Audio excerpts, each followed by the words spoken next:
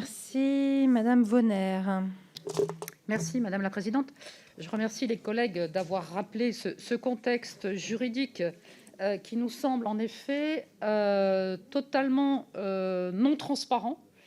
Et peut-être, moi, j'aimerais aller aussi sur ce terrain de la proportionnalité en questionnant le rapporteur, puisque l'avis du conseil scientifique, hormis le paragraphe d'introduction, on a 3 pages totalement vides, qui ne nous démontrent absolument pas cette proportionnalité qui est aujourd'hui proposée au Parlement pour aller vers cet état d'urgence.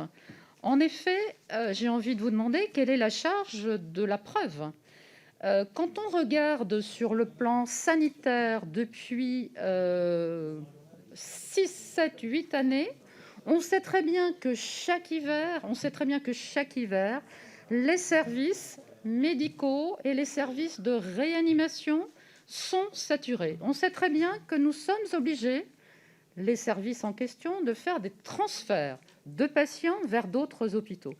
Sommes-nous aujourd'hui face à un scénario très différent des autres années? Je ne le crois pas. Je ne le crois absolument pas quand on regarde, et heureusement d'ailleurs, on peut se réjouir de ce nombre de décès mensuels qui est même inférieur aux autres années.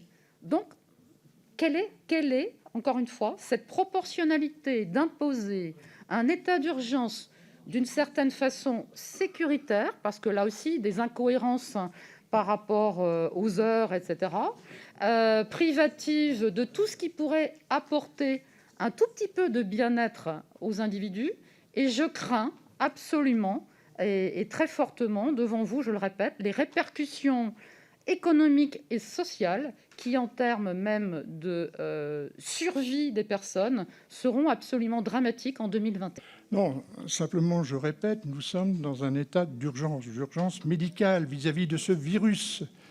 Il faut avoir toutes les armes. Je ne sais pas ce comment sera demain, ni même après-demain, encore moins dans 15 jours. Donc, devant cette maladie, encore une fois, devant ce virus qu'on ne connaît pas, il nous a fait, encore une fois, des surprises. Je pense qu'il faut donner, avec avis favorable du Conseil constitutionnel, c'est ça, toutes les armes pour pouvoir lutter contre ce virus. Et évidemment, comme l'a rappelé Sacha Houlié, le confinement en fait partie, même si nous ne le désirons pas, même si nous ne l'espérons pas. Malheureusement, devant la maladie, il est possible que nous y arrivions.